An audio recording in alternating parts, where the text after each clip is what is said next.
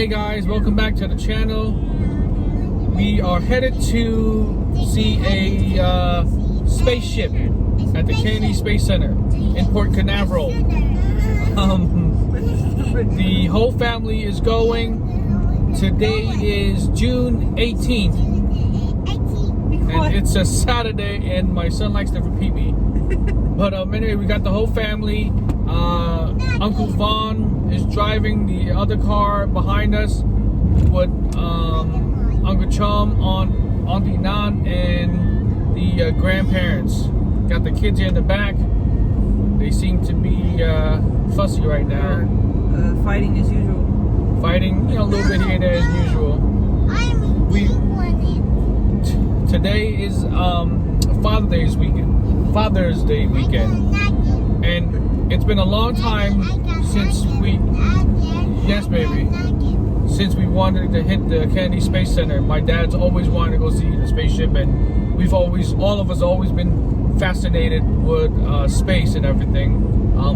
Even when I was a kid, I thought there was a commercial by Kraft Cheese. They said, how they got the cheese is they scoop it off from the moon, and I thought that was so cool. So anyway, we're going over there to check out the place and document the whole thing. So I want you guys to come along with us and go through the adventure and see how it all pans out. Hopefully it turns out pretty well, because we're pretty fascinated, and just seeing a spaceship is really exciting anyway. All right guys, more to come. Tiny little island out there. I see two little palm trees. There's and stuff on there, but I can't tell. A boat and an umbrella there, or I don't know. Yeah, I see a boat. Yeah. It's got about 6 miles till we get to the Space Center. About to go over this bridge. Like there's a lot of construction going on. They're building a new bridge, it seems like. There's the boat. Wow. Judy. Daddy, I see boats. Yeah, you see boats? There's a lot of boats. Me too. Yes, baby. You see boats on your side? Yeah.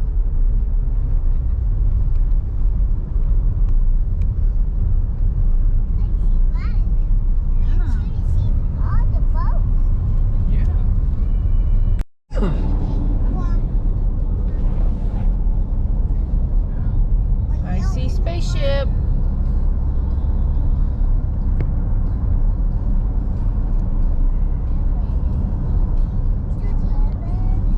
Almost there.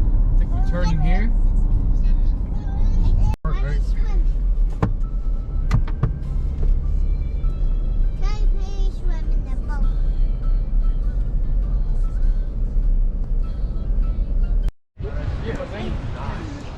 Alright, we're here. We're counting down for something. What are we doing? Lift off. Lift off! Alright, we gotta get our tickets. We have the Heroes and Legends. This is the Astronaut Hall of Fame over here. I think this is about a 1-hour tour. So I don't know if we'll have time to go in there.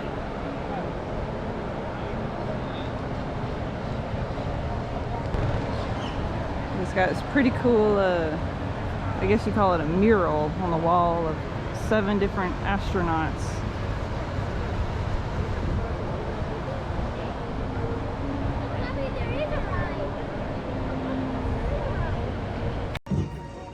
Alright, over here we have one of the returning home capsules. Or it's a mock one. Is it hot? It's gotta go in. This is what they return home in. As you can see, there's not much space. Wow, dude, you're in a little capsule returning home. Look at that. Look at all those controls. She's smiling. Okay, you ready to come home? Yeah. You're stepping off the capsule.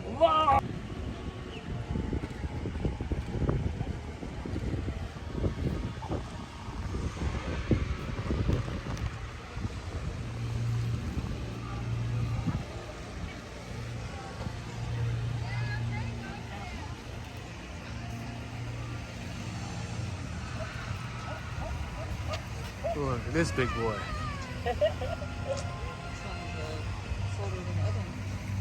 Yeah, this one is only 76.7 feet. It's called Juno 2. Juno 2 engineers mounted the rocket during launch on March 1959. Wow, like a shorter, fatter one.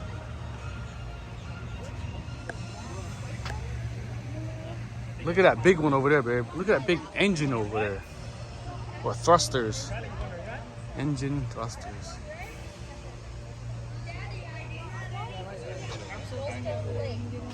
Yeah, Scarlett and Jude got into that one right there, the other one. New rockets nowadays don't let that right there. Yeah. Uh-huh. Looks funny. Look how big this one is. Ooh. Wow, right there. Whew. They got a little seating area here. Food and drinks are allowed. So these little little tables and picnic area is all for people who can hang out, chill, and eat a snack or so, or maybe a sandwich. This is very budget friendly as far as, you know, being able to bring food and drinks and stuff like that. And it's very important because we got two little cuties which are eating fruit right now. And Grandpa's eating some.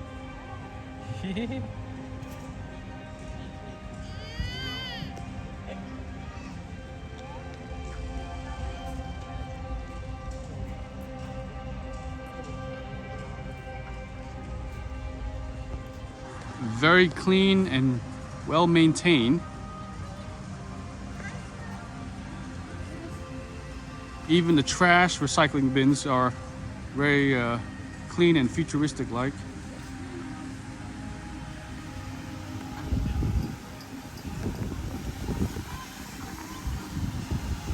Let me see what this big boy is all about. There's the information about it.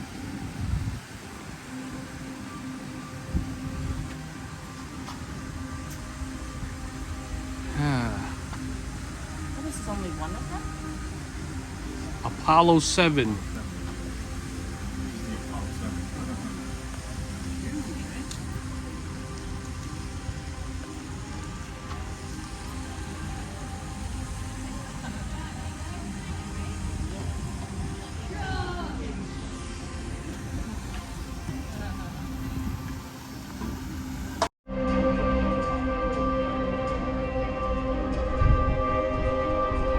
Power of Apollo, the most powerful liquid-fueled rocket engine ever produced. The F-1 engine was a critical component in sending astronauts to the moon during the Apollo program.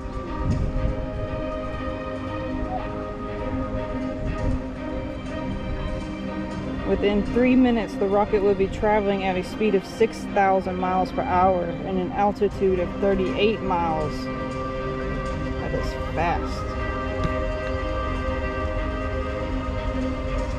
This is from Apollo 8. This is a rocket.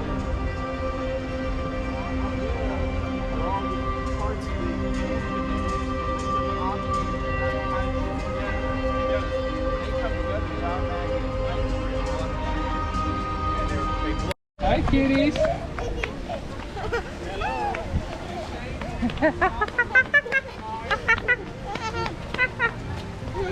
Cuties, you see all the rockets? Yes. That's cool, huh? You like it? Yes. Yes. Connect to the cosmos. Above your head, below your feet, in every direction you point lies outer space. Line of sight, a cosmic wayfinder developed by JPL, uses NASA's Deep Space Network to locate the positions of planets, satellites, the International Space Station, and celestial bodies moving throughout the universe.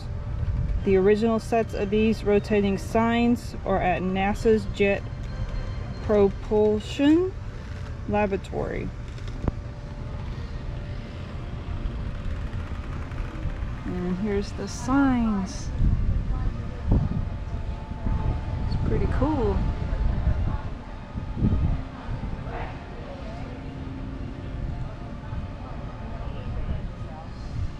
Venus. This one's pointing to Venus.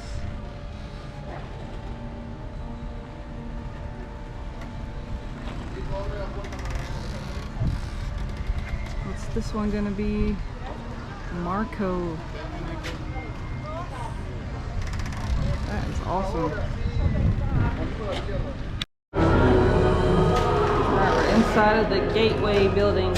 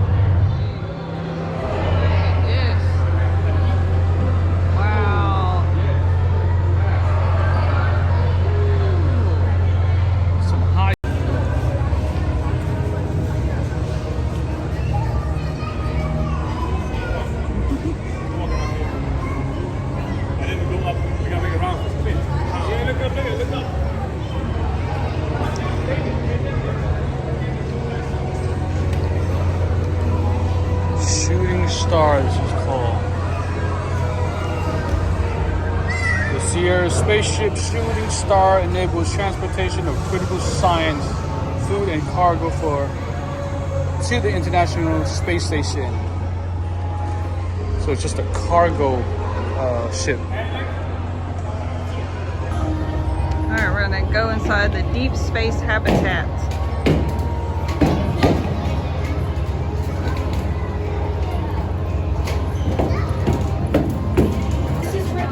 This is the food that they would eat in outer space. Can't touch it.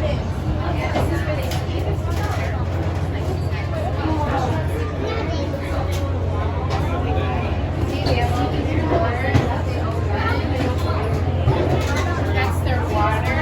Here's their food. It's freeze dried. Water. Spinach and coconut.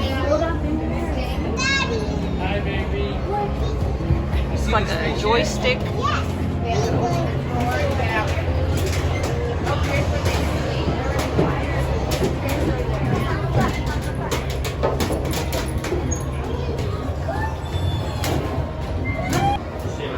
This is where they would sleep. It's like bunk beds.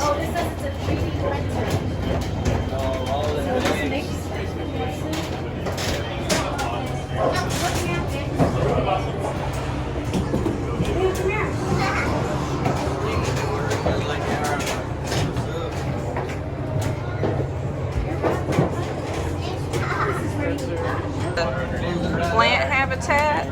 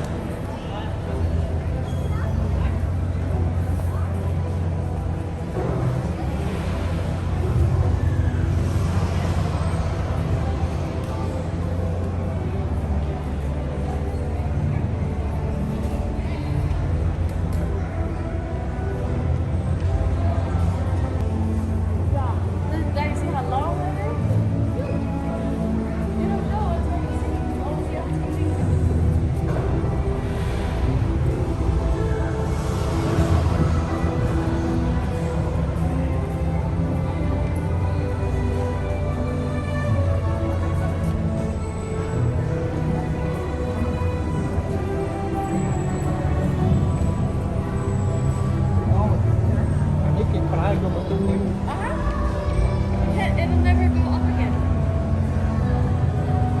So it's like a, I think it was like a museum.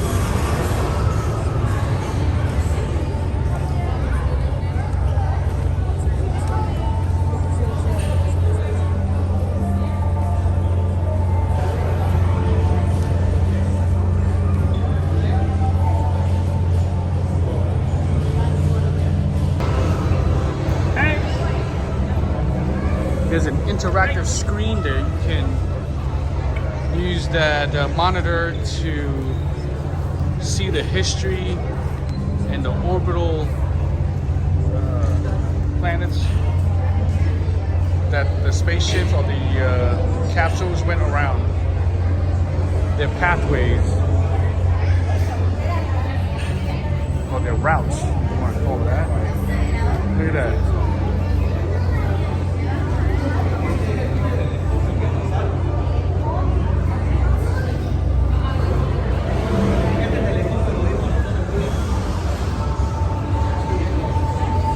Shows its orbital path through the solar system.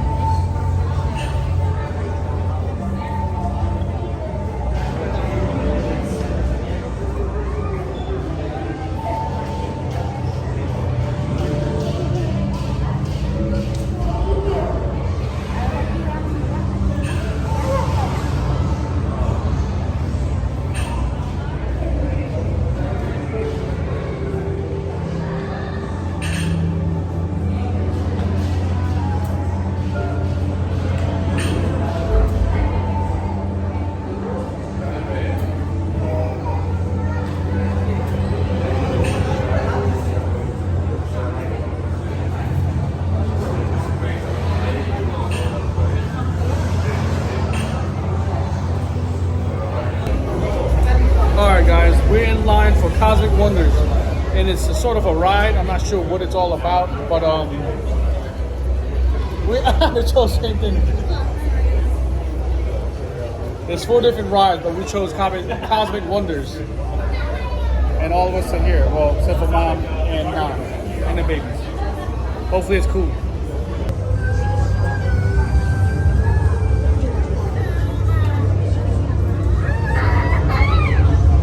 This is a part of the Gateway Deep Space Launch Complex. This opened fairly recently, June 15th, this month.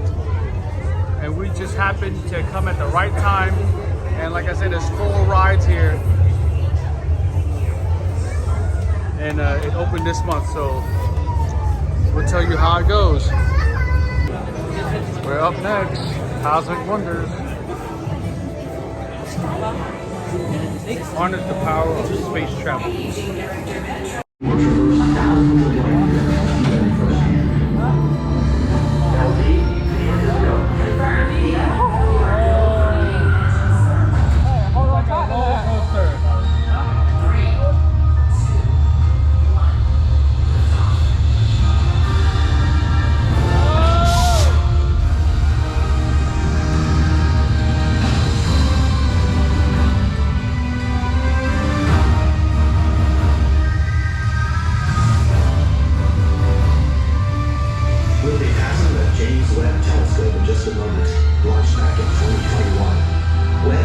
Resolution, 100 times more powerful than the Hubble Space Telescope, was a marked step forward in our study of stars. Before we could fly there ourselves, telescopes like Webb allow us to observe stars inside nebula like our first destination, located 1,500 light years away in the constellation Orion.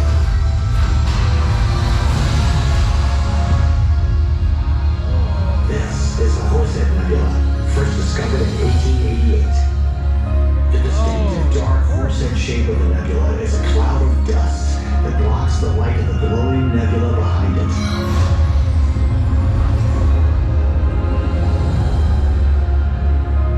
Dusty nebula clouds like this one are often called stellar nurseries because they're where new stars are born.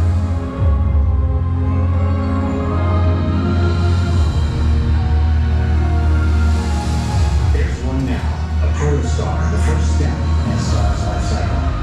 Once a protostar reaches a stable state, it becomes a main sequence star and will continue in that phase for millions to tens of billions of years. So we've seen a star's birth. Now let's take a look at a dying star.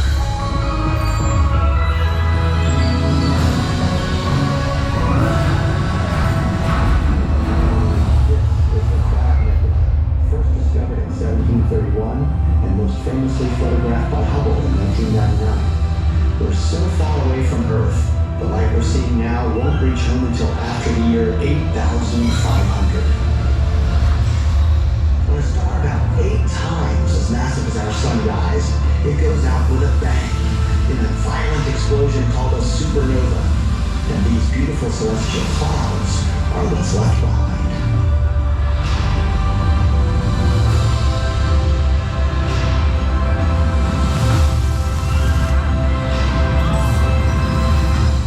We've saved something special for last. A Wolf-Rayet star. A rare and beautiful type of star near the galaxy.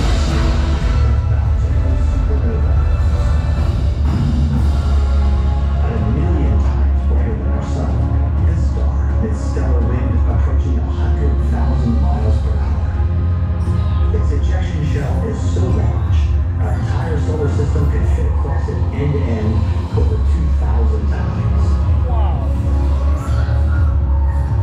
When Wolf-Rayet stars explode in the supernova, they see the universe with the heavy elements that make up planets, stars, and even our own bodies.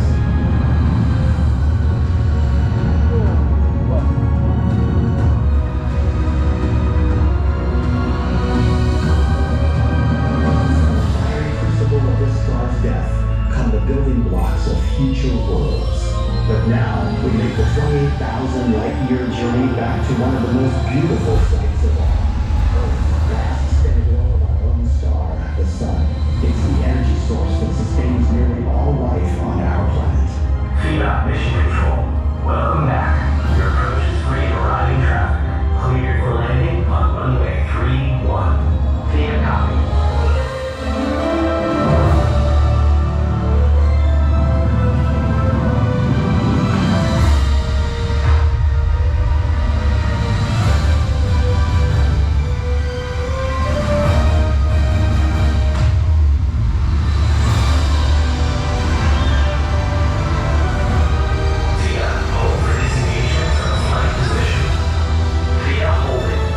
You'll be transported back to the gate shortly. It's been a pleasure having you on board today for this journey to the star. Alright, we just did the Cosmic Wonders ride and it lasted about 5 minutes, I think. It was And pretty cool. it was cool. Informational. Yeah. So we did it, you know? Yeah, And we it's got a brand chance to do new, one of it. so Yeah. at least we did it. But now there's like a super long line to ride it. Yeah, they got super long. Look at that. Look at, we got lucky, man. We got real lucky. And we waited that long. And that line's even longer now. Yeah. It was cool, but I don't know if it was worth waiting over 30 minutes, or at least 30 minutes we waited. Yeah, we'll get to that. But at least we can say we did it, so. Yeah.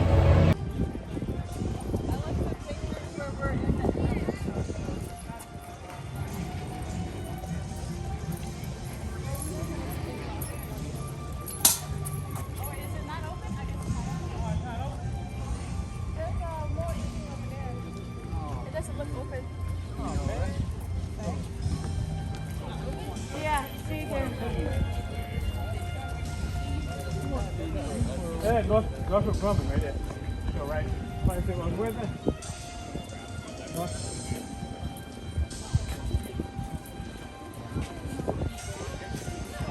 Whoa. It's quite close.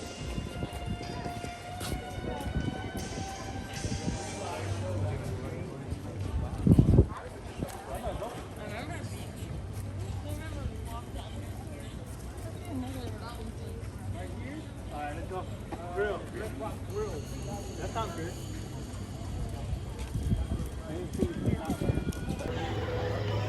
About to get lunch at the Orbit Cafe. We got an IMAX theater over there, Planet Play.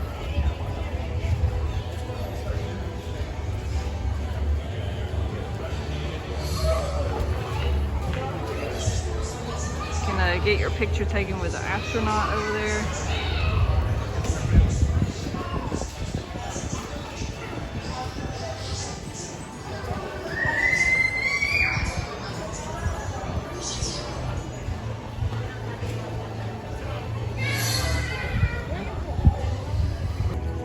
Over here's the Mars rover. We're We're trying to make the bus in time to do the bus tour. It ends at 2:30. Y'all gonna make it. We made it. Yeah.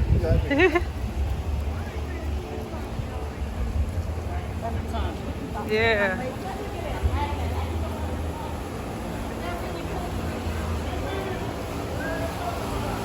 This is the last bus ride today.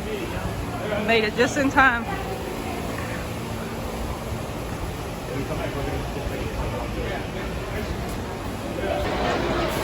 Alright, our bus is here. We're gonna ride a bus.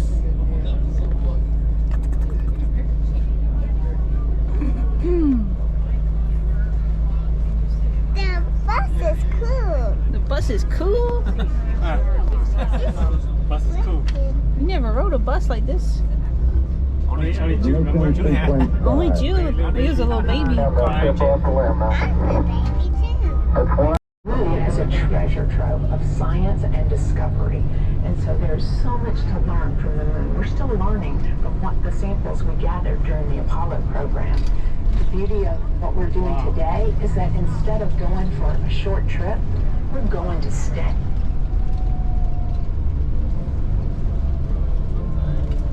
We're inside the VAB at level 26, 270. Significance of adding that access arm? Sure. The Crew Access Arm is one of the last major modifications to the mobile launcher in preparation for SLS and Orion. It basically will be the very last place on Earth that the crew will be before they're in the spacecraft and headed to space.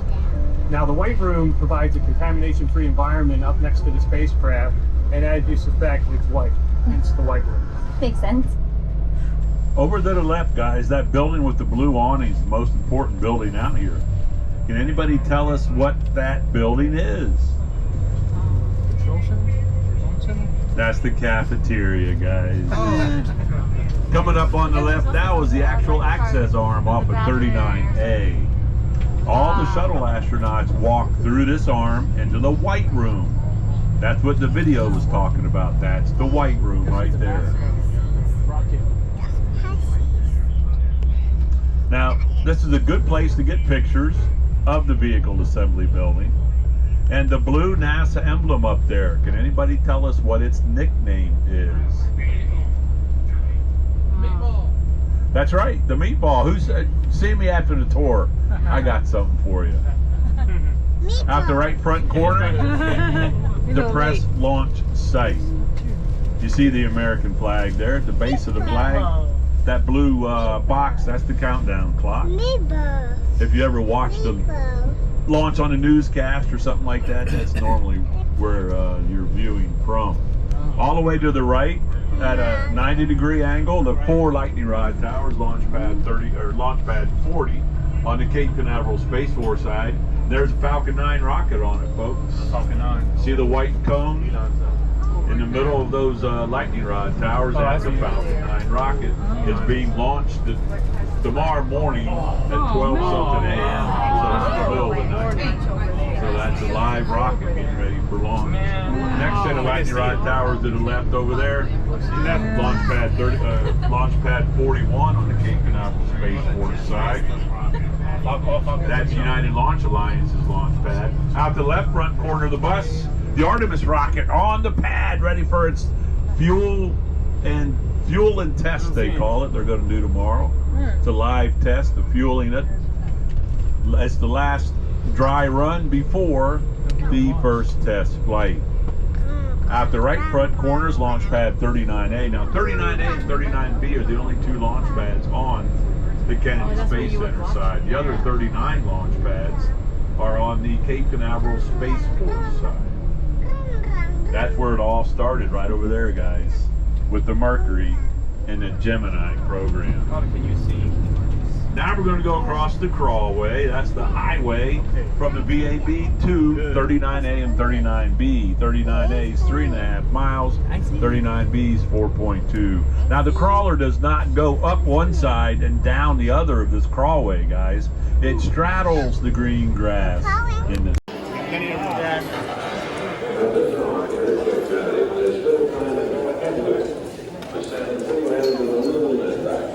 I'll repeat that. Descend 20 men to the moon and back.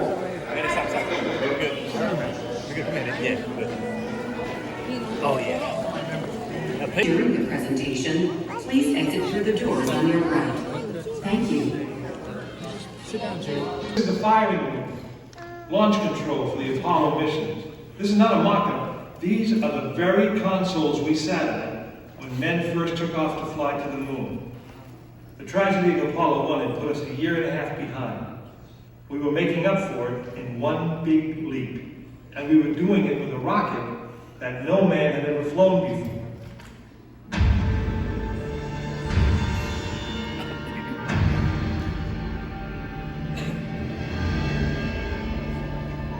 It was a few days before Christmas 1968 when Apollo 8 sat on the pad. She was the first of a new kind, a moon rocket. This was the Phoenix, risen from the ashes of Apollo 1. The first Apollo crew did not die in vain. This was to be their testament.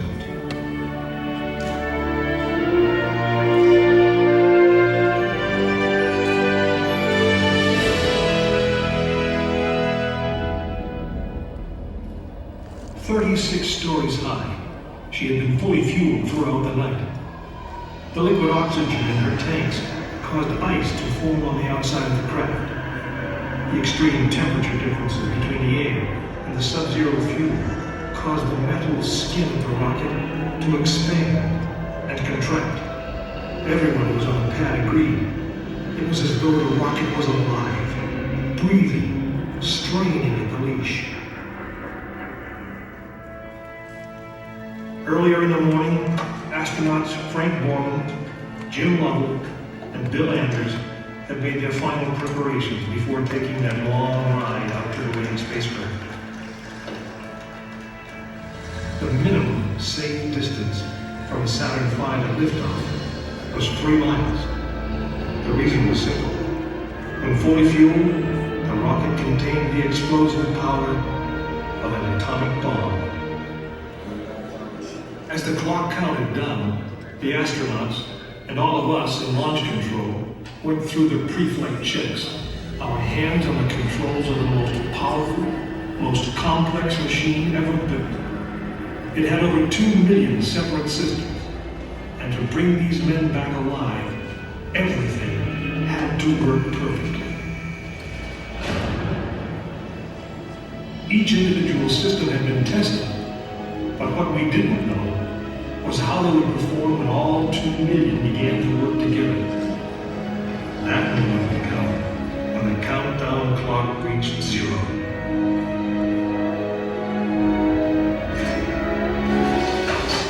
If a maneuvering thruster failed, if communications broke down, if navigation was off by 1 degree, if any piece of the miles of wiring, circuits, relays, or valves was defective, Frank Borman, Jim Lovell, and Bill Anders would pay with their lives. As they sat waiting for launch. Wow, look at that thing. Holy smokes, look how small we are. Look at that.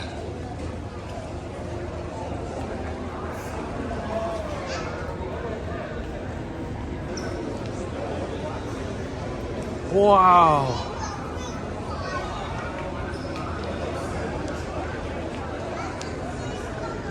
Look at these thrusters, these engines.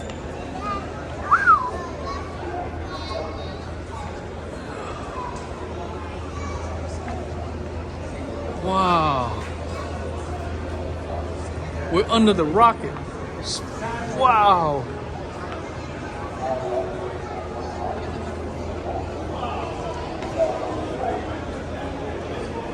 Look at Snoopy.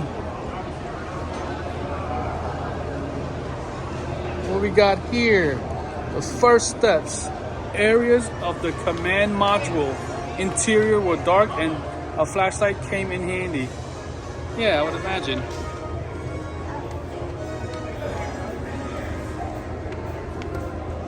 Wow. No, Jude. No. Apollo 10.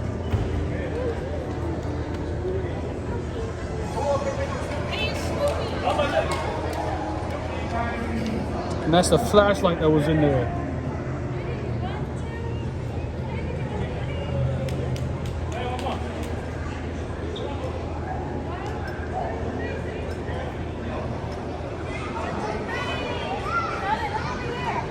Dude, look at Snoopy.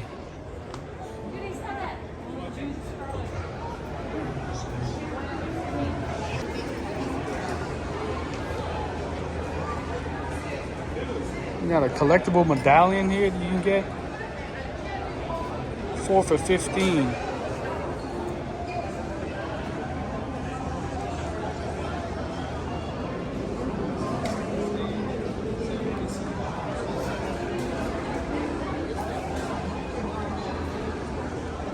You can get a NASA dog tag.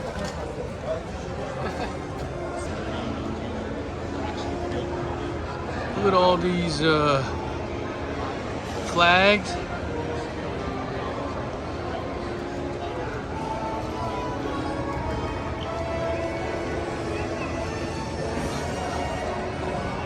Whoa.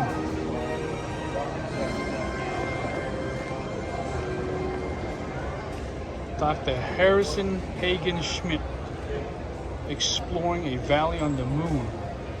What in the world? Look at him. He's got a hammer and everything.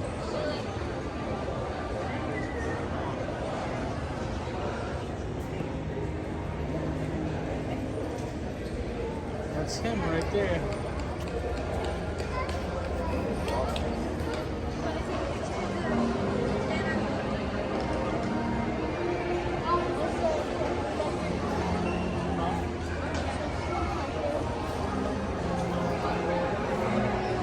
There's Aaron and the Cuties.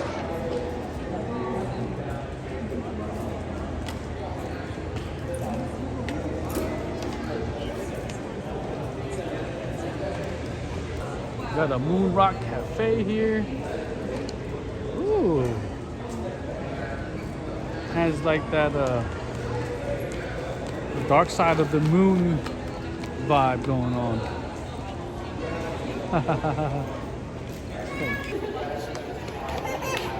They have a piece of the moon here that you can touch. You're touching a piece of the moon. Is it cool? What's it feel like? Wow. Feels like a flat rock. That's a piece of the moon, Scarlett.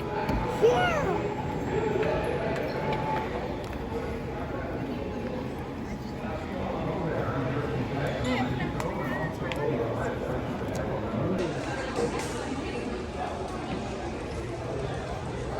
Wow.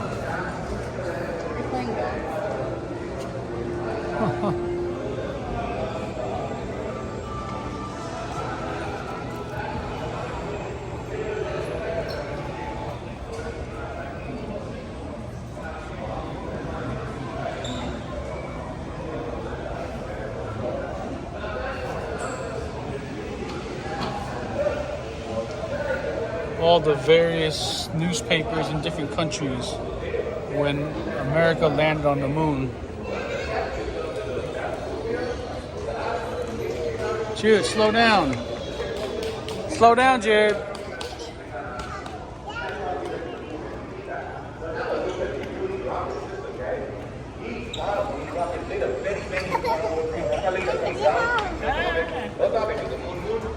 Back to planet Earth. At the end of the whole journey, it's a small Hershey-like looking capsule that brings the astronauts safe. Now, on The Astrovan. and when you go in there, you will come across a beautiful representation of all the planets that have been into the mission of Apollo 11. The Astrovan.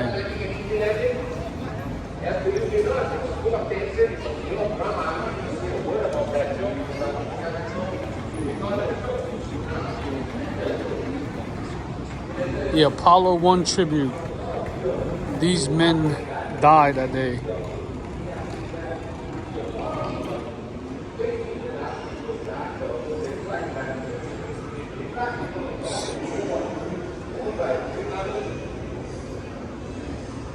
Oh.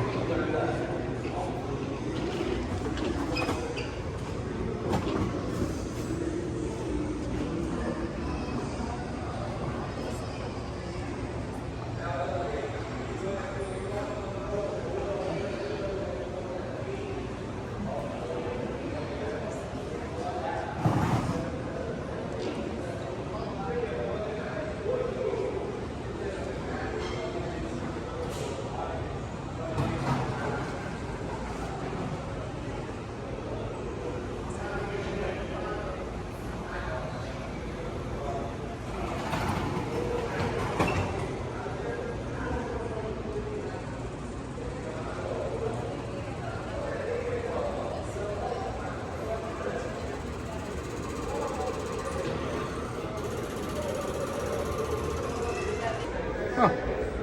Look how close they are together. Look at the limited amount of space they have to work with. Golly.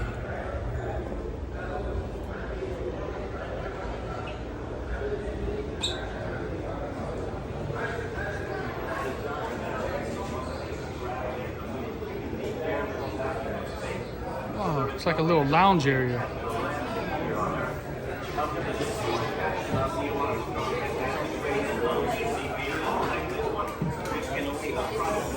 All right, gonna go in this vault here, the NASA vault.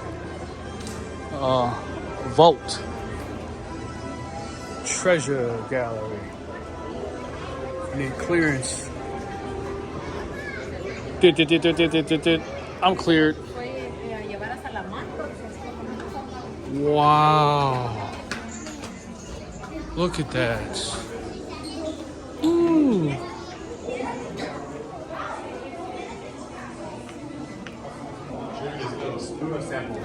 This is from the moon. Wow. Estimated to be 3.7 billion years old. 3.7 billion. A real moon rock.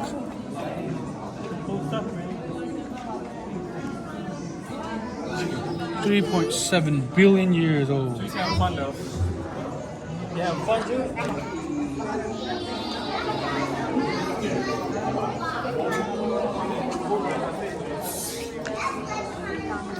Another one, another space rock. Man. Yeah, really. That's from outer space, dude. That's not from this planet. Not from this planet. It's from the moon.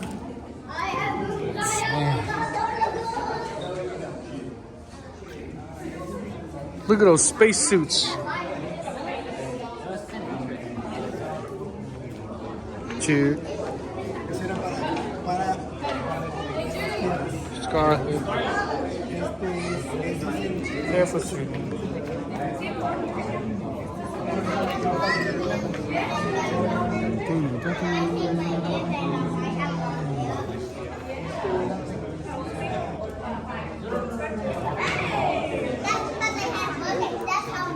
Lunar surface. Huh? You have a Jude here also. Oh, hey, Jude. With long hair. Yeah. Hi. My son's name is Jude. His name is Jude right there. He's 5 also. Hi, Jude. Wow. Hey, take a picture with him. Jude, which spacesuit you like? Which one you like the most? You like that one? Look at that robot-looking one. 3, 2, say cheese. All right, got it. Oh, I got it. All right. I want this one. You like that one? Okay. That one looks a little older. the best one you want. I like a moving type. I like this We got the RX3, the AX-2, the AX3. That's 1965, 1968, and 1974. Yeah, it's kind of dark here. You ready? What's wrong? 1964, Yeah, I wish it said how heavy it was. 1963. Ooh, look at that. She looks like a robot. 1967. And this one, 1969. All right, just like any Florida attraction, there's always a gift shop right after you leave the attraction. And there's no exception here at the Florida Space Center. There is a gift shop.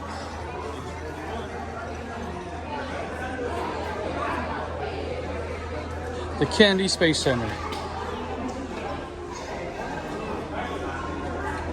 Look at that. That's a cool watch.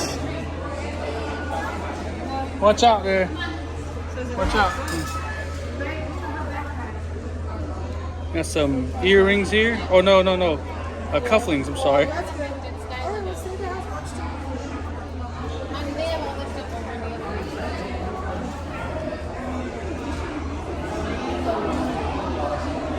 They got some meteorite, moon rock for sale. $39.99 for meteorite 3-pack from Morocco, Russia, and Argentina.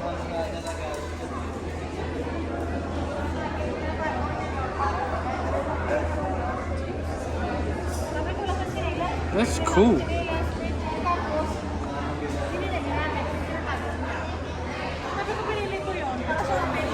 These are cool little ornaments. You pick. Wow, they're all cool to me. Look at Santa with the spaceship there. Kennedy Space Center.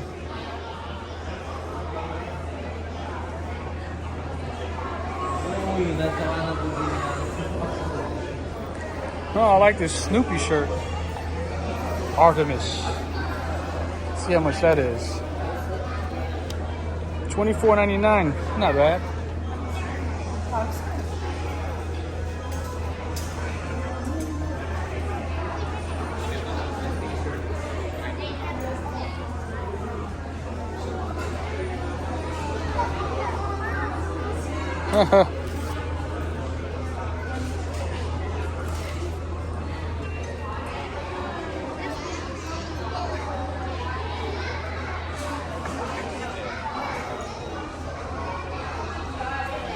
Look at these cool patches here.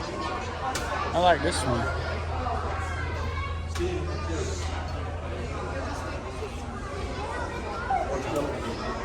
Wow, so many to look at. What's this? They're $6.99 a piece. At least this one is.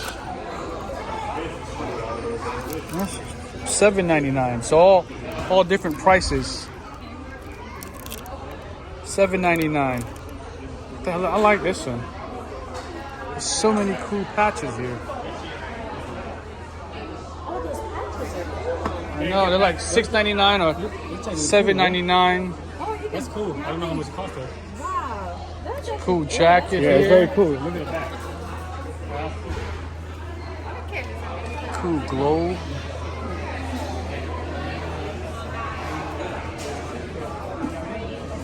Little pins here, cool. Keychains. There's a lot of stuff here.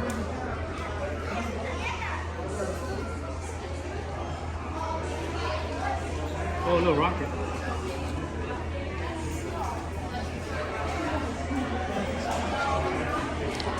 It's a pretty good sized gift shop. How cool is that? For you to Full of goodies. look at that. Free rocket poster as well. What a deal. Wait, how much is it? Yeah, you don't even know the price. $35. Okay, still affordable. Not that big compared to the other one by the fruit. Oh, the other one's bigger. Oh, look at that. That's cool right there. Not big, still pretty cool too. Right there. All right, we're off the tour bus now. We gotta go to the gift shop. It is about to rain like crazy.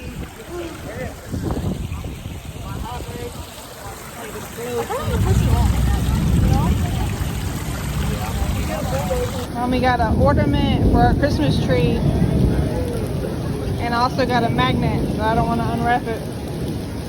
It lights up. And now it's raining like crazy. Raining cats and dogs. And lightning. Woo!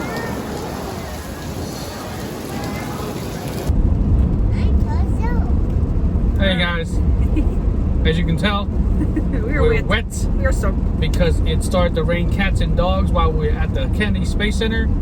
We had everything planned out, everything worked out pretty well until the last minute. We wanted to get ice cream before we head home. The rain went ahead and threw that off our itinerary. So, but overall we had a fun time. It was more stuff to see than one day. You would have to get like a 2-day pass to go see almost everything. And the fact of the matter is that they close at 5 p.m. Early. Which is super early. You know, it did not benefit us for the day to see as much as we can, but we did the best we could, and the kids had fun. My dad had fun, and I'm glad we did it on the weekend of Father's Day. So yeah, it was a pretty cool adventure. I know the kids had fun. I think we're probably gonna have to head back sometime in the near fall, hopefully, because today was super hot. You know, it made everything a little more uncomfortable, but still, it was a great time. I know the kids had fun, and yeah, Erin got a few souvenirs. I head back there to grab me a souvenir, but then she left, and the kids were not having a good time, so I left without having a souvenir to take home with me. But anyway, thanks for watching, you guys. Like or comment if you've seen a real spaceship launch, like a takeoff, because I've been longing to see one, and there is one happening in the near future. It's a test. It's like it was like a Falcon 9. Yeah, Falcon 9 spaceship. You know, that's owned by Elon Musk, the spaceship corporation. And then there's one that I'm really kind of keen to, and it's one that's going back to the moon. Artemis. And his name is Artemis. We're gonna head back to the moon. If everything goes right, it should happen within the next month or two, after a few tests. But that is one that I'm excited about, because we went to the moon once, like, I don't know, 40 years ago, 30, 40 years ago, something like that. And now, and don't quote me on this, but I know it's quite some time. And now we're about to go back. I can't believe that in our lifetime it's gonna go back to the moon. So that's a lot of fun stuff. Anyway, I'm rambling off here, guys. Thanks for watching. Like and subscribe, and I'll talk to you guys soon. And another fun fact, if this wasn't mentioned earlier in the video, I can't remember, but Artemis is Apollo's twin sister. Yes.